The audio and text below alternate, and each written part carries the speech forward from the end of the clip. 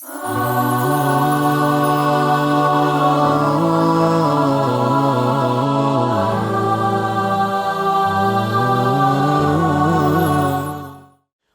मिनश्शैतानिर्रजीम बिस्मिल्लाहिर्रहमानिर्रहीम अल्लाहुम्मा सल्लि अला मुहम्मद व आलि मुहम्मद वअज्जिल फ़रजहुम। मुअज़्ज़िज़ नाज़रीन, अस्सलामु अलैकुम व रहमतुल्लाहि व बरकातुहू। खदीजा टीवी पर ये प्रोग्राम जो आप अपने बच्चों की तालीम और तरबियत के हवाले से देख रहे हैं, प्रोग्राम का नाम है इंतखाब। और इस प्रोग्राम को हम एक नए सीज़न में नए फ्लेवर के साथ नए अंदाज में पेश करने की सादत हासिल कर रहे हैं। नाज़रीन, आपने पहले कुछ एपिसोड में देखा कि हमारे साथ मोहतरमा निसार फ़ातिमा साहिबा, जो कि सीनियर साइकोलॉजिस्ट चाइल्ड साइकोलॉजी के तौर पर उनके बच्चों की नशो-नुमा और उनकी तरबियत के हवाले से बात कर रही थी। हमारे कुछ ख़ास सवालात थे जो हमने उनसे किए। आज ख़ास तौर से हमारे साथ दो मेहमान होंगे। रोज़ की तरह हमारे साथ मौजूद रहेंगी मोहतरमा निसार फ़ातिमा मैडम, और दूसरा हमारे साथ होंगे डॉक्टर सैयद अली मेहंदी नकवी साहब। आप असिस्टेंट प्रोफेसर हैं unity law and PG college department of commerce से, और कॉमर्स को आज हम ख़ास अपने इस प्रोग्राम में शामिल करेंगे कि एक बच्चा कॉमर्स से रिलेटेड अपने कैरियर को कैसे आगे बढ़ा सकता है और मुस्तक़बिल में उस कॉमर्स से क्या क्या चीज़ें वो हासिल कर सकता है। तो आइए नाजरीन, हम दोनों मेहमानों का इस्तकबाल करते हैं, और सबसे पहले मैडम का और उसके बाद फिर डॉक्टर साहब का, और इसका प्रोग्राम का आगाज़ करते हैं। सबसे पहले जो हम गुफ्तगू करेंगे उस गुफ्तगू को जारी रखेंगे, वो मैडम से बात करते हैं। मैडम साहब लोग, जैसा कि आपको मालूम है कि हम सवाल कर रहे थे, तो एक सवाल ये आता है, जब कल हम बात कर रहे थे रिश्तों की बुनियाद के बारे में, तो मेरे जहन में सवाल आया कि हम गैजेट की बात बहुत कम करते हैं। बच्चों के लिए गैजेट कितना इम्पोर्टेंट है, ख़ास तौर से आज के इस दौर में जहाँ कोविड के बाद ऑनलाइन एग्ज़ाम, ऑनलाइन क्लासेस और सब कुछ मोबाइल या लैपटॉप से शुरू होता है, पर्सनल कंप्यूटर तक जाता है। तो ये गैजेट बच्चे की नशोनुमा के लिए, उसकी तालीम के साथ साथ उसके फ़िज़िकल अपीयरेंस पे कितना असरअंदाज होता है?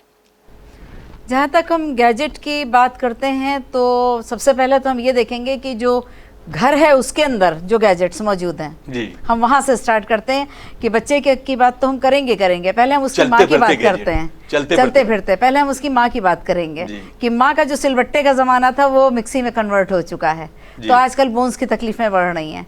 जो हाथ से कपड़े धोने का ज़माना था वो मशीन में तब्दील हो चुका है। तो गैजेट्स तो हर घर में आजकल इफ़रात हैं। रही आप बच्चों की बात कि जिस वक्त हम मोबाइल की बात करते हैं या उनके पर्सनल कंप्यूटर्स की बात करते हैं या टैबलेट्स की बात करते हैं, varieties of things are there in the society जो बच्चे इस्तेमाल कर रहे हैं उन चीज़ों को।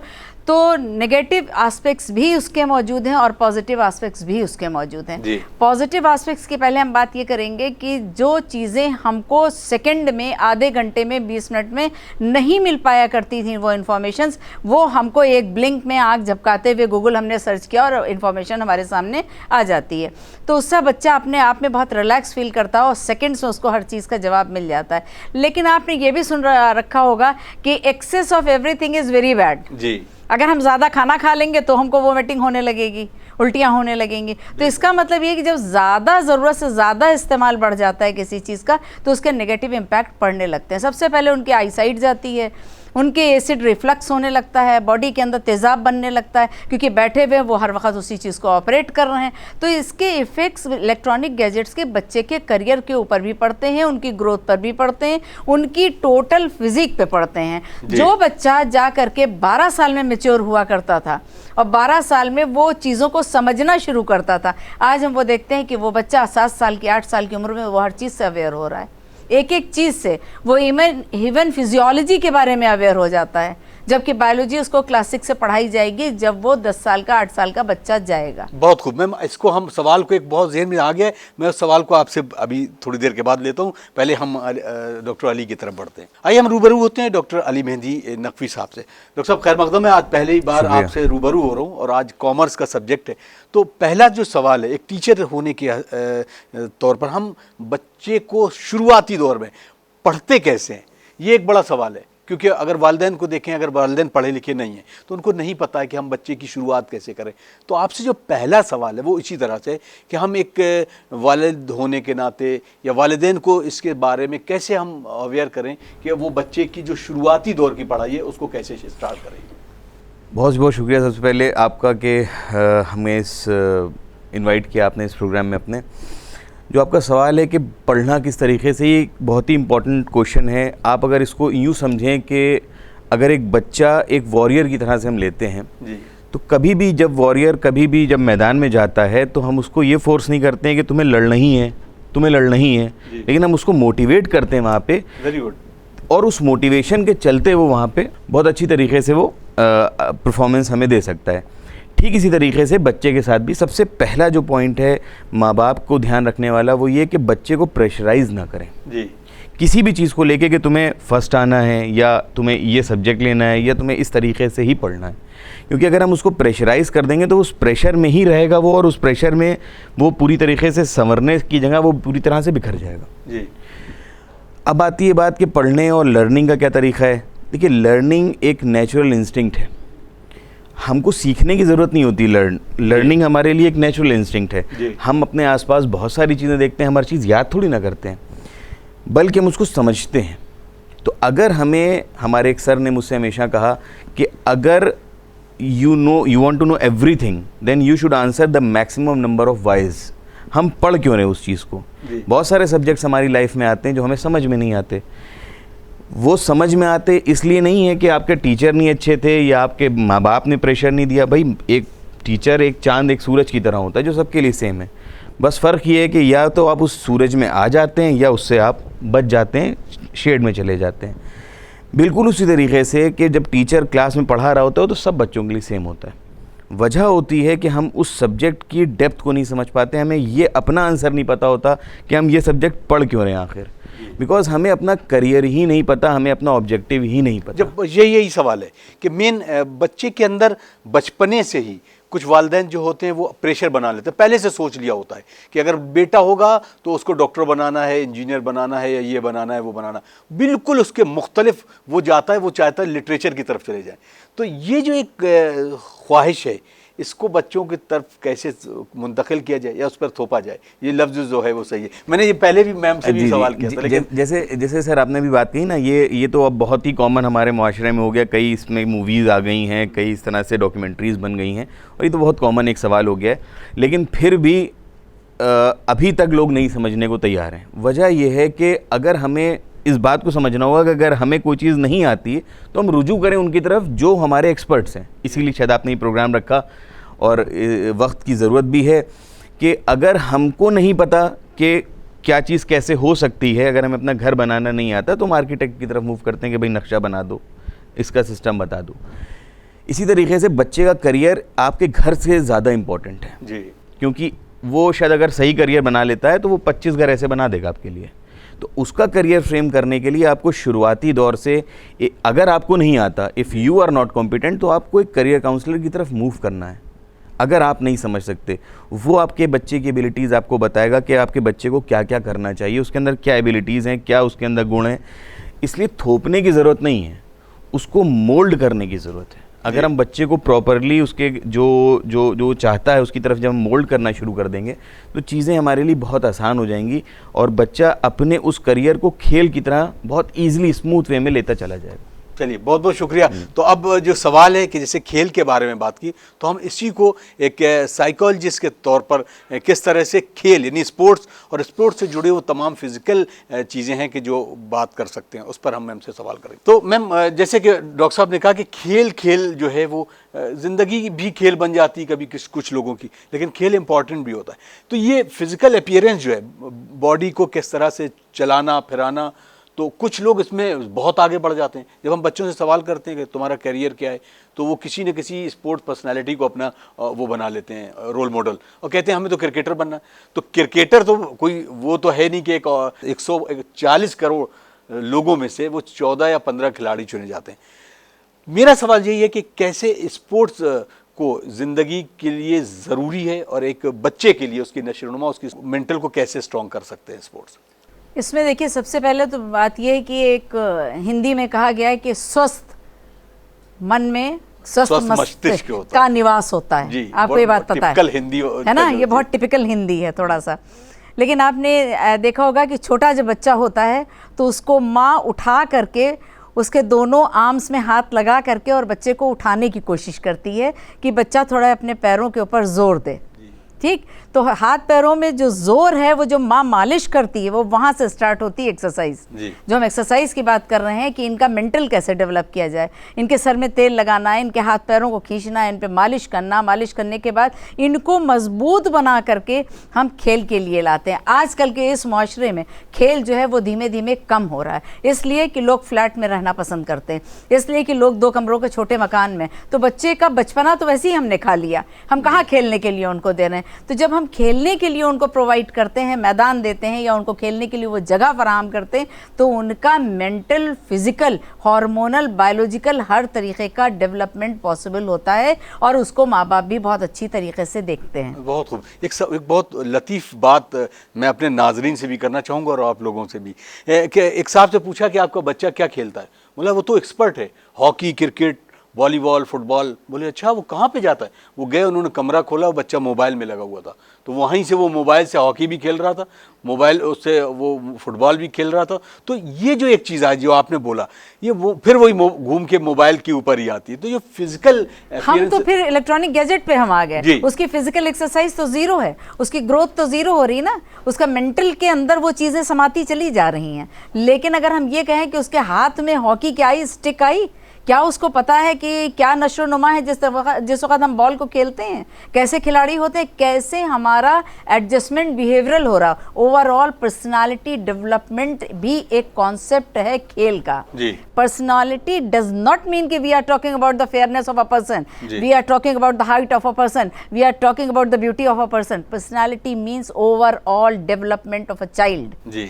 तो ओवरऑल फिर जब हम इलेक्ट्रॉनिक गैजेट के जरिए जब हम बात करते हैं, तो गैजेट में तो बच्चा तो उसी में सहम के रह गया, उसी के अंदर बंद कमरे में रह गया। हमको बच्चे को बाहर भेजना है, वो चाहे लड़कियां हों चाहे लड़के हों। आज क्या आपको पता है कि सानिया मिर्ज़ा जो है वो फैमिली भी बेयर कर रही है, बच्चा भी बेयर कर रही, ससुराल भी बेयर कर रही है और उसके बाद खेलती भी है। कितना अच्छा कैरेक्टर, आप खुद ये देखिए। हम ये कहें कि लड़कियां घर नहीं चला पाएंगी, ऐसा नहीं है, ये मेरा मानना है कि लड़कियां नहीं चला पाएंगी, इसलिए हम स्पोर्ट्स के साथ प्रो होकर के चलते हैं। I love sports. स्पोर्ट्स में बच्चों को आगे आना चाहिए और वालिदैन को बच्चों को पुश करना चाहिए और उनको एक वक्त अलॉट करना चाहिए कि देखो बेटा, ये तुम्हारे, अगर तुम्हारा इंटरेस्ट कैरम में तो कैरम करो, नॉट फोर्सफुली, क्योंकि आपको पता है साइकोलॉजी कहती है इंडिविजुअल डिफरेंसेस होते हैं। बिल्कुल, हर भाई एक जैसा नहीं होता। अगर एक भाई आईएएस हो, कोई ज़रूरी नहीं कि दूसरा भाई भी आईएएस हो।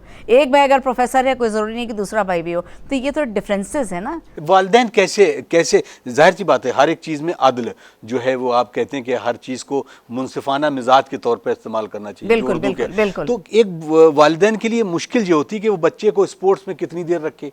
एक कोई टाइमिंग भी है इस तरह से, कोई साइकोलॉजी ने बताई कि बच्चे को इतने घंटे तक खेलना चाहिए, फिर उसके बाद वो पढ़ाई करे और उसके बाद रोज़मर्रा की ज़िंदगी को जिए। देखिए साइकोलॉजी में तो ये है कि सुबह उठ करके इनको एक्सरसाइजेस के लिए, जैसे कि रनिंग है इनकी, वो ज़रूरी है, वो भी एक तरीके का स्पोर्ट्स है, क्योंकि जब इनके अंदर कैलोरीज बर्न होंगी तो इनको भूख लगेगी, जब भी भूख लगेगी नेचुरली उतनी स्वेटिंग होगी। स्वेटिंग होना ज़रूरी है, बॉडी के अंदर से पसीने का निकलना जो है वो सेहत की अलामत है। अगर पसीना निकला तो बच्चा जो है सुबह के वक्त दौड़ गया, उसके बाद वो लौट करके आया, खाया पिया, उसने तैयार हुआ, स्कूल के लिए आ गया। स्कूल में फिर उसने पढ़ा दिल लगा करके, पढ़ने के बाद शाम को ट्यूशन गया, ट्यूशन के बाद फिर वो खेलने के लिए थोड़ा सा 1 घंटे के लिए फिर माँ बाप ने उसको अलाउ कर दिया। तो सर ये चीज़ें जो इनकलकेट की जाती हैं ये बचपन से ही की जाती हैं।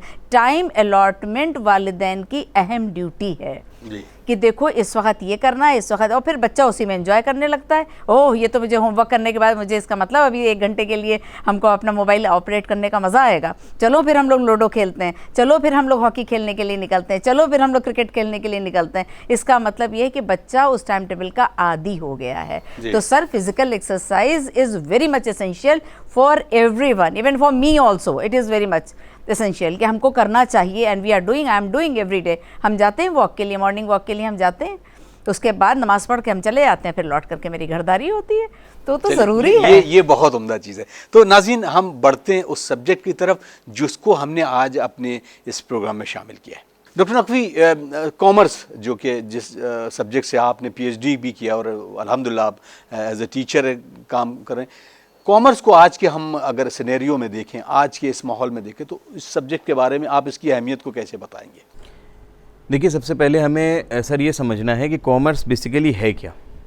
कॉमर्स मिल के बना है दो चीज़ों में, बहुत ही शॉर्ट में, मैं पढ़ा नहीं रहा हूँ जी नहीं बच्चों को ज़रूरी है इस बात कॉमर्स मिल के बना है दो सब्जेक्ट से, trade and all the aids to trade, auxiliaries to trade. सामान उस जगह से उस जगह या सर्विसेज को उस जगह से उस जगह पहुंचा देना जहां वो ज़्यादा थी वहां से कम की जगह पहुंचा देना is known as trade, simple, to earn profit because it is an economic activity. फिर इसके बीच में बहुत सारी बाधाएं आती हैं, बहुत सारी हिंड्रेंसेज आती हैं, एडवर्टीज़मेंट की प्रॉब्लम आती है, ट्रांसपोर्टेशन की प्रॉब्लम आती है, फाइनेंस की प्रॉब्लम आती है। तो इन सब को दूर करने के लिए हमारे पास बैंक्स हैं, एडवर्टीज़मेंट एजेंसीज़ हैं, इंश्योरेंस कंपनीज़ हैं एंड ऑल, बहुत सारी चीज़ें। बाकी तो सब्जेक्ट से रिलेटेड बहुत ज़्यादा डिटेल हो जाएगी। तो कॉमर्स बेसिकली इन दो चीज़ों से मिलके बना है। एक बहुत आम सवाल बच्चे से पूछा जाता है और मुझसे भी पूछा गया था जिस दिन मैंने कॉमर्स ली थी, बहुत सारे घर के बड़े बुजुर्ग, कॉमर्स ले लिया, बताओ कॉमर्स है क्या? तो बहुत ही शॉर्ट में, कॉमर्स का मतलब trade and all the auxiliaries to trade and aids to trade is known as commerce.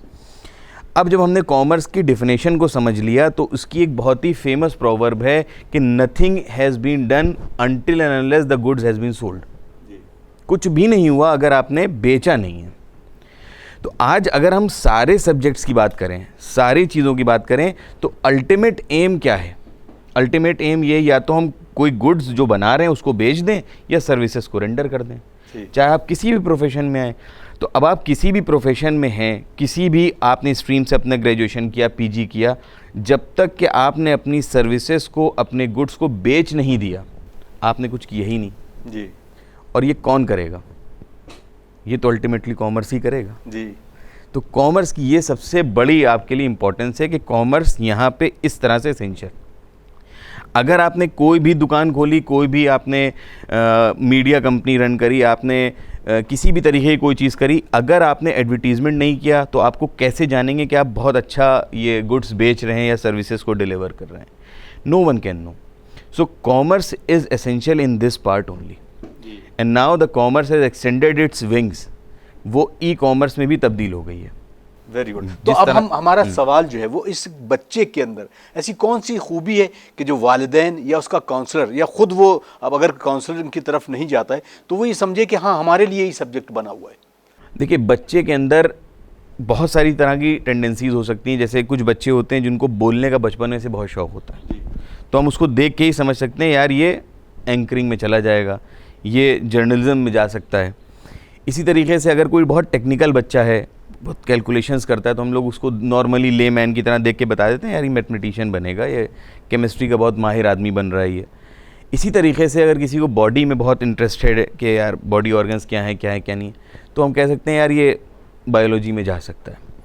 इसी तरीके से अगर किसी बच्चे को, ये बहुत ही कॉमन सी बात मैं कर रहा हूँ जी, अगर किसी बच्चे के अंदर हम देखते हैं ना बहुत वो जोड़ने का और जोड़ तोड़ के पैसा रखने का, और उसको वहाँ कहीं लगा दिया, उससे 4 पैसे बना लिए, मोबाइल पुराना ख़रीदा, 5,000 रुपये ख़रीदा, 6,000 में बेच दिया, बचपन में बच्चों में शौक़ होता ही है। तो हम कहते हैं ट्रेडिंग जो है वो ये तुम्हारे अंदर समाई हुई है, हवा में है ना।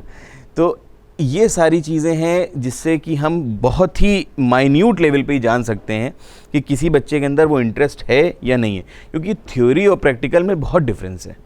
थ्योरी तो बच्चे ने क्या है, उसको आप किताब दे दीजिए वो रट लेगा, रटना तो हर एक का हो, रटने लगेगा, नहीं रट पाएगा तो कहेगा बच्चा बहुत ख़राब है पढ़ाई में, फेल हो जाएगा, उससे कुछ नहीं हो सकता। बट अगर प्रैक्टिकल एस्पेक्ट हमें समझना है तो बच्चे के अंदर ट्रेडिंग, नेगोशिएशंस कितने हद तक हैं वो फिर डिफाइन करेगा कि वो कॉमर्स की किस फील्ड में जा सकता है, जा भी सकता है या नहीं जा सकता। देखिए, हमारा ये प्रोग्राम का मकसद है कि हम बिल्कुल सतही लेवल पर उन लोगों को ये फराहम कराएं नॉलेज कि वो सारी चीज़ों को जान सकें पेरेंट्स के लिए।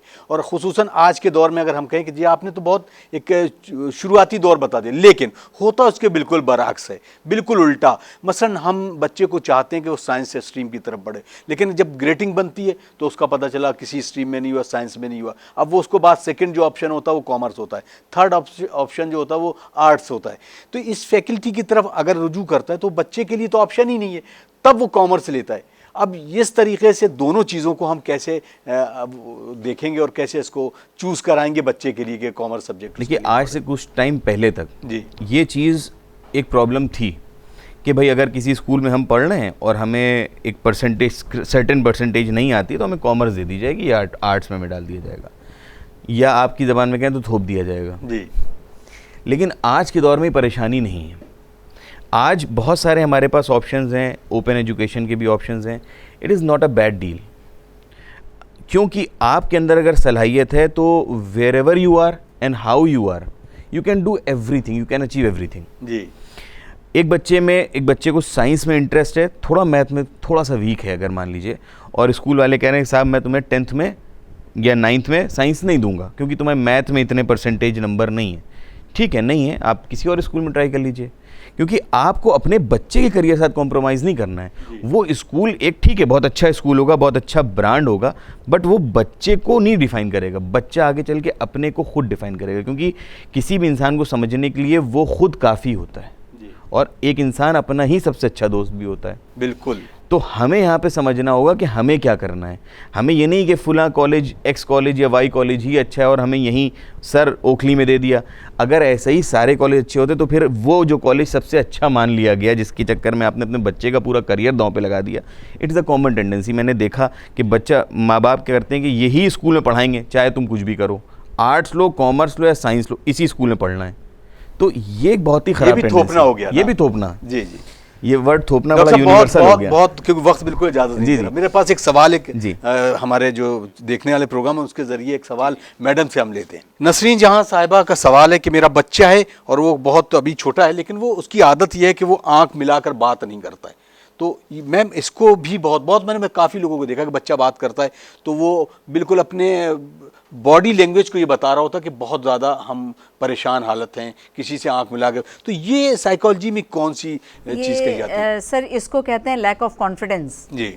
जब बच्चे के अंदर कॉन्फिडेंस लेवल वालिदैन नहीं डेवलप कर पा रहे हैं, पहले तो लेवल माँ बाप को ही डेवलप करना है, और जब तक कि बच्चा दूसरे की गोद में नहीं है, जो भी फैमिली मेम्बर्स हैं उन लोगों को भैया से कहना है, बच्चे से कहना है, बिटिया से कहना है कि बेटा इधर की तरफ देखो, तो वो बच्चा अपने आप धीमे से अपनी आइज़ को ऊपर करेगा, धीमे धीमे करके करेगा, एक साथ नहीं करेगा। और ये हो सकता है कि ये इंस्टिंक्ट कहीं से उसने अचीव किया हो सकता है पेरेंटल हो, ननिहाल में हो, ददियाल में हो, कोई ना कोई एक ऐसा सिम्टम हुआ ज़रूर होगा। जी जी जी जी, ये चीज़ हेरिडिटरी कहीं ना कहीं से बच्चा अचीव करता ज़रूर है। तो ये एक सोया हुआ जनरेशन गैप के बाद वो चीज़ सामने निकल करके आई, लेकिन ये इतना बड़ा कोई इशू नहीं है समाज के लिए। माँ बाप चाहें इसको बहुत आराम से इसको डेवलप कर सकते हैं और बच्चे की शाइनेस को मिटा सकते हैं, लेकिन ये सिम्टम जो है वो देखा गया, ये लैक ऑफ कॉन्फिडेंस का सिम्टम है। कि हम शाइनेस होना एक अलग चीज़ है, लेकिन कुछ बच्चों में बिल्कुल अपने आप को पीछे ले जाना, बिल्कुल खामोश मिजाज। हाँ, तो वही मैंने कहा ना कि लैक ऑफ कॉन्फिडेंस। उनको ये लगता है कि क्या मुझे समाज एक्सेप्ट कर रहा है या नहीं एक्सेप्ट कर रहा है। बिल्कुल कर रहा है बेटा, यू आर गुड, आपको ये चीज़ इनकलकेट करनी होगी। You are good looking, you are good in English, Hindi, maths, you are very cooperative. आपको एक एक बात अपने बच्चे की पॉजिटिविटी बतानी होगी, क्योंकि पॉजिटिविटी तो वालिदैन ही बताएंगे। हम दूसरे चक्करों में पड़ जाते हैं, हम कंपैरिजन दूसरे बच्चों से करने लगते हैं, और ये जहाँ हमने दूसरे बच्चे से कंपैरिजन किया अपने बच्चे का, ये समझ लीजिए कि वहां से हम नेगेटिविटी में खुद जाने लगे। आपका बच्चा आपके लिए बहुत हीरा, माँ बाप से ज़्यादा प्यार करने वाला औलाद को कोई दुनिया में शख्सियत पैदा नहीं हुई। उसके बाद उस्ताद पैदा है, उसके बाद उस्ताद है सेकंड नंबर पे, क्योंकि माँ बाप अपने बच्चे की कामयाबी को देख करके जितना खुश होते हैं उतना ही उस्ताद खुश होता है। अजीज़ अकारिब खुश होते हैं, लेकिन वक्ती तौर पर, माफ़ कीजिएगा, वक्ती तौर पर वो खुश होते हैं। तो बच्चे में अगर इस तरीके की कोई टेंडेंसी आ रही है तो इसको ये निगेटिविटी ना ले। वालिदैन चाहे तो बहुत आसानी से और अपने टीचर से, उसके टीचर से मिल करके भी, अगर वो टीचर वाला बच्चा बन गया है तो नर्सरी में उसका एडमिशन हो गया, तो टीचर को बोल दें कि थोड़ा सा इसको फ्री छोड़िए। वो धीमे धीमे करके वो अपनी हैबिट को वैनिश हो जाएंगी, बच्चा एक नॉर्मल बच्चा तैयार हो जाएगा। It is not a difficult job, इतना बड़ा कोई इशू नहीं है। बहुत शुक्रिया, बहुत आप दोनों का बहुत शुक्रिया। और यकीनन नाज़रीन, इस वक्त जो मेहमान है उसमें भी एक ख़ास वजह यह है कि जो डॉक्टर अली हैं वो ख़ास तौर से निसा मैम जो है उनकी टीचर भी रह चुकी हैं, तो इस बिना पर आज एक ख़ास माहौल है। शायद आपका बच्चा भी इस तरीके से हो और वो बढ़कर अपने इस पोजीशन पर पहुँचे कि अपने टीचर के साथ किसी प्रोग्राम में, किसी सेमिनार में वो मौजूद हो, तो यानी उसके फ़ख्र की बात है टीचर के लिए और डॉक्टर साहब के लिए। तो उम्मीद करते हैं कि हम इस प्रोग्राम, जो कि प्रोग्राम इंतखाब है, इसमें कैरियर गाइडेंस के तमाम वो जुमले, तमाम वो चीज़ें आप तक पहुंचाने की कोशिश करेंगे और एक्सपर्ट्स के साथ जुड़ेंगे।